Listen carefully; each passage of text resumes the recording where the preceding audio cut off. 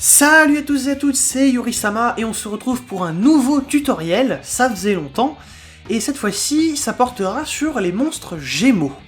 Alors oui, je sais que c'est pas le genre de monstre qu'on voit très souvent, mais une chose est sûre, il y en a plus qu'on ne le pense qui ont un peu de mal à aborder ce concept, surtout à vrai dire les moins expérimentés. Cependant, vous verrez qu'il y a également quelques questions un peu plus subtiles qui se posent également. Mais d'abord, qu'est-ce qu'un monstre Gémeaux ? Eh bien, à la manière de Flip ou Union, c'est un monstre avec une aptitude particulière, notée sur la même ligne que le type. Ainsi, les Gémeaux ont par convention tous le texte suivant. Cette carte est traitée comme un monstre normal tant qu'elle est face recto sur le terrain ou dans le cimetière. Tant que cette carte est un monstre normal sur le terrain, vous pouvez l'invoquer normalement pour qu'elle devienne un monstre à effet avec cet effet. Et là, chaque monstre cite son propre effet bonus. On va l'appeler surtout comme ça ici. Il y a donc plusieurs choses à noter. Tout d'abord, ce texte comporte deux phrases. Un effet non classifié, puis une condition. En l'occurrence, l'effet non classifié agit exactement comme le ferait un effet continu, sauf qu'il n'est pas actif que sur le terrain, mais également dans le cimetière. D'où le fait que, théoriquement, on ne peut pas appeler ça un effet continu. Bien évidemment, ça reste un effet qui ne s'active pas. Je vous renvoie à mon tuto sur comment lire une carte pour tout ça. On va ceci dit se concentrer d'abord sur la condition, puisqu'elle nous explique ce qu'est l'invocation Gémeaux. On verra toutes les implications plus ou moins bizarres du premier effet après. Mais donc, un monstre Gémeaux que l'on contrôle face recto est traité comme un monstre normal, et on peut alors l'invoquer normalement, alors qu'il est déjà sur le terrain, pour qu'il devienne un monstre à effet, et qu'il gagne un effet. Autant dire que c'est tout sauf intuitif comme mécanique. Ça utilise bien votre invocation normale du tour, et on a toutes les fenêtres de réponse possibles. On y revient dans un instant. Mais par contre, il y a quelques différences. Parce que oui, après tout, on invoque normalement un monstre qui est déjà sur le terrain. Donc il faudra retenir les points suivants. Si on invoque normalement un monstre Gémeaux de niveau 5 ou plus, via donc cette mécanique d'invocation Gémeaux, on n'a pas besoin de refaire de sacrifice. Jamais. Ensuite, le monstre restera dans la même position de combat. On ne peut pas la changer à l'occasion de cette invocation. Et puisqu'il a été invoqué ce tour, on ne peut pas changer manuellement sa position de combat par la suite dans ce même tour. Par contre, ce que vous pouvez faire, c'est vous avez le monstre qui a été donc invoqué un tour précédent, vous changez sa position de combat, puis vous faites l'invocation Gémeaux. Dans ce sens-là, ça fonctionne. Autre point à bien retenir, cette invocation est tout aussi susceptible à des cartes telles que Jugement solennel. Si l'invocation du monstre a été annulée, il sera alors envoyé au cimetière, mais pas considéré comme envoyé depuis le terrain. Ça, c'est comme d'habitude, mais forcément ici c'est beaucoup moins intuitif puisqu'il était censé y être déjà. Et puisque c'est une invocation normale, elle est également sensible aux cartes comme Trappe. Aussi, tout ce qui ciblait ou était équipé au monstre, le reste et continue à appliquer les mêmes effets et restrictions. Donc, que vous ayez utilisé auparavant Appel de l'être hanté, Modification naturelle, Les secrets de la bravoure ou encore Jugement silencieux, l'invocation Gémeaux ne change rien de ce qui lui était précédemment appliqué. De plus, s'il a été invoqué spécialement, puis qu'on en fait une invocation Gémeaux, il est toujours considéré comme étant aussi un monstre invoqué spécialement. Sachez aussi que si vous ne pouvez pas invoquer normalement tout court, soit parce que vous l'avez déjà fait, soit parce qu'un effet vous en empêche, alors vous ne pouvez pas faire d'invocation Gémeaux. En revanche, si vous êtes sous onde de chaleur, alors là vous pouvez, puisque le monstre que vous choisissez d'invoquer normalement est, à ce moment-là, un monstre normal. Mais également, vous ne pouvez pas faire l'invocation Gémeaux ni d'un monstre Gémeaux traité comme un monstre à effet, ni d'un Gémeaux qui a déjà gagné son effet. Donc, vous ne pouvez le faire qu'une fois par monstre.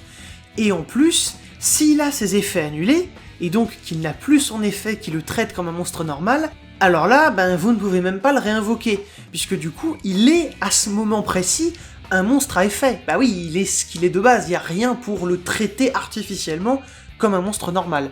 Et comme on vient de le dire, vous ne pouvez pas faire ça sur un monstre qui est déjà un monstre à effet.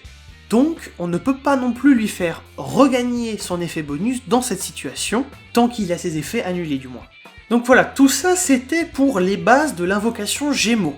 Maintenant, on va creuser un peu plus la dualité monstre normal et à effet, ainsi que le gain du nouvel effet.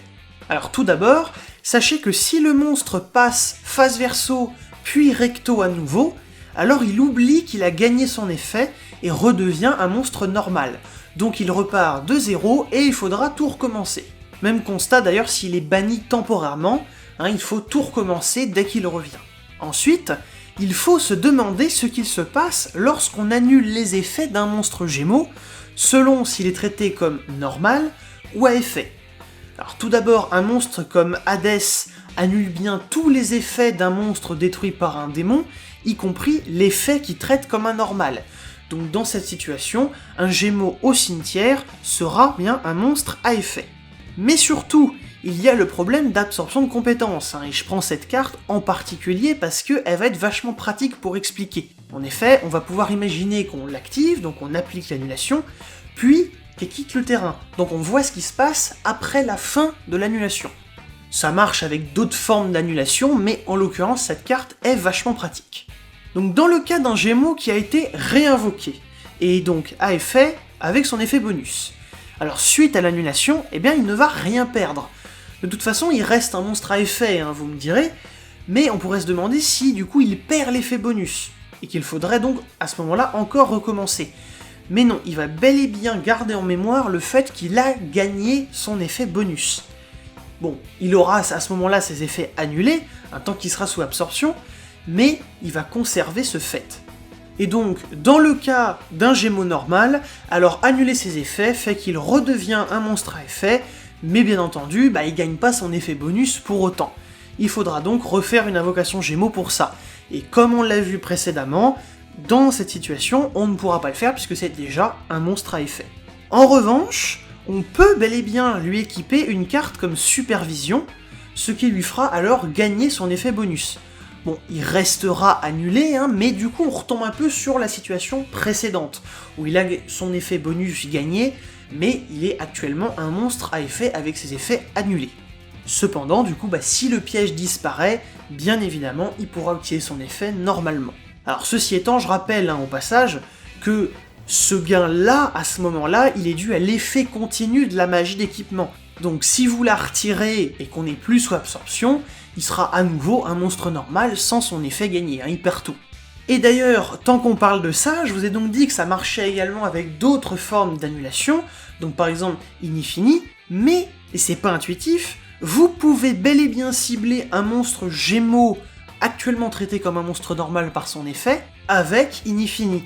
Et du coup, là, on retombe sur le cas du normal qui se fait annuler ses effets. Mais, voilà, c'est pas forcément intuitif qu'on peut cibler un monstre qui est actuellement traité comme un monstre normal avec Inifini, et que du coup, ça va annuler son effet, et que du coup, il va redevenir un monstre à effet.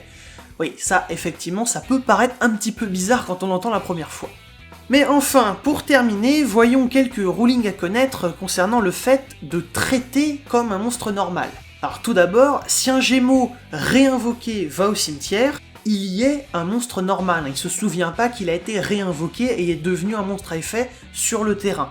Mais aussi, concernant les monstres qui peuvent copier des effets, là il va falloir voir plusieurs cas.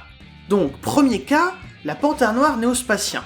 Elle va copier les effets et ainsi devenir un monstre normal, puisque du coup elle gagne l'effet non classifié. On peut alors la réinvoquer normalement pour lui faire gagner l'effet bonus, donc comme un vrai Gémeaux.